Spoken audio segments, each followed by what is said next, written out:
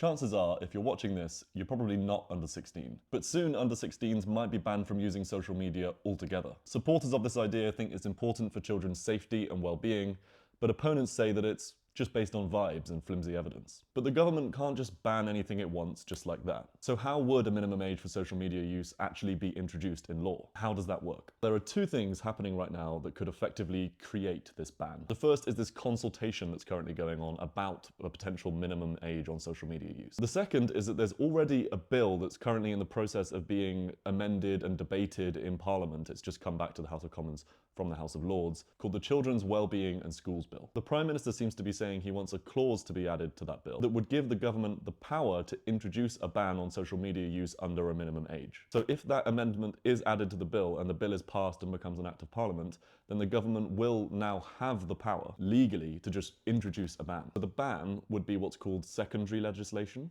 rather than primary legislation. Primary legislation in this case is the Children's Wellbeing in Schools Bill. That's a whole piece of legislation that has to be drafted, debated, scrutinised, amended through both the House of Commons and the House of Lords before it can become law. The social media ban itself wouldn't have to go through that whole process because it would be a power that had been legally granted to the government by a piece of primary legislation. The Prime Minister is saying that any decision to introduce such a ban would be based on the findings of the consultation that's going on about this idea. If that consultation ends up recommending introducing a minimum age for social media use, and the Children's Wellbeing in Schools Bill has been passed with that clause added, then the government will be able to pretty quickly just introduce that minimum age. Although apparently they will give MPs and Lords the chance to vote to approve that decision. So what do you think about this idea of a minimum age on social media use?